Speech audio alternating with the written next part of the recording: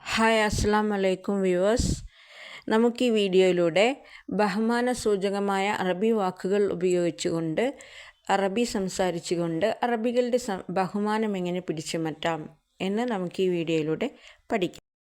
ഇനി കുട്ടികൾ, വയസ്സായ ആളുകളെ കൂടുതൽ ബഹുമാനിക്കേണ്ട വ്യക്തിയാണെങ്കിൽ, ഇപ്പോൾ ഒരു ഹൗസ് ഡ്രൈവർ ആണെങ്കിൽ അവരുടെ മുതലാളിയായ വീട്ടിൽ വയസ്സായ ആൾക്കാരുണ്ടെങ്കിൽ അവരെ യാ അബൂയ എന്ന, പുരുഷനാണെങ്കിൽ യാ അബൂയ എന്നും, സ്ത്രീയാണെങ്കിൽ യാ ഉമ്മ എന്നും വിളിക്കാം. ഇനി ജോലി സ്ഥലത്ത് മുതിർന്ന ഉദ്യോഗസ്ഥരെ, കൂടുതൽ വയസ്സുള്ളവരെ ഒക്കെ ആണെങ്കിൽ അവരെ യാ ഷെയ്ഖ് എന്ന് വിളിക്കാം.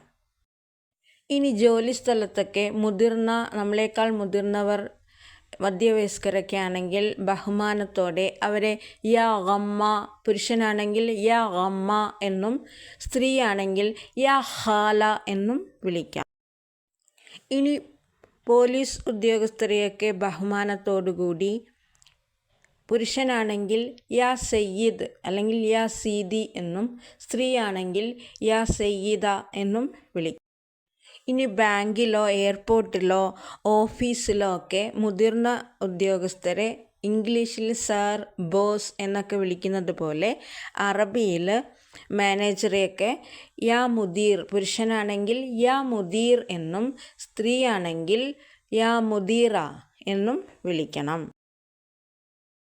ഇനി ഒരു ഷോപ്പിലേക്കോ എവിടേക്കെങ്കിലും പോയാൽ നമ്മുടെ പ്രായത്തിലുള്ള നമ്മുടെ സഹോദരൻ അല്ലെങ്കിലും അടുത്ത സുഹൃത്തിനെ അറബിയെ യാ അഹി എന്ന് വിളിക്കാം. പുരുഷനാണെങ്കിൽ യാ അഹി എന്ന് വിളിക്കാം, സ്ത്രീയാണെങ്കിൽ യാ ഉഖ്തി എന്ന് വിളിക്കാം. ഇനി സ്നേഹത്തോടെ നമ്മുടെയുള്ള കൂട്ടുകാരെ വിളിക്കുമ്പോൾ യാ ഹബീബി എന്ന് വിളിക്കാം. അല്ലെങ്കിൽ ഭാര്യ ഭർത്താവിനെ ആണെങ്കിലും യാ ഹബീബി എന്ന് വിളിക്കാം. ഇനി സ്നേഹത്തോടെ ഭർത്താവ് ഭാര്യയാണെങ്കിലും യാ ഹബീബ്തി എന്ന് വിളിക്കാം. ഇനി മുതിർന്ന വ്യക്തികൾ ഏതെങ്കിലും പൊതുവേദിയിലോ വിവാഹവേദിയിലോ നിങ്ങളെക്കാൾ മുതിർന്നവരാണെങ്കിൽ അവരുടെ മകനിലേക്ക് ചേർത്ത് വിളിക്കുക അറബിയിൽ.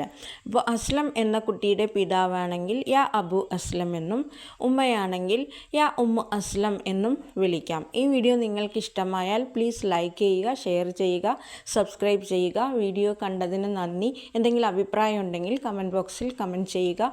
മാ അസ്സലാമ.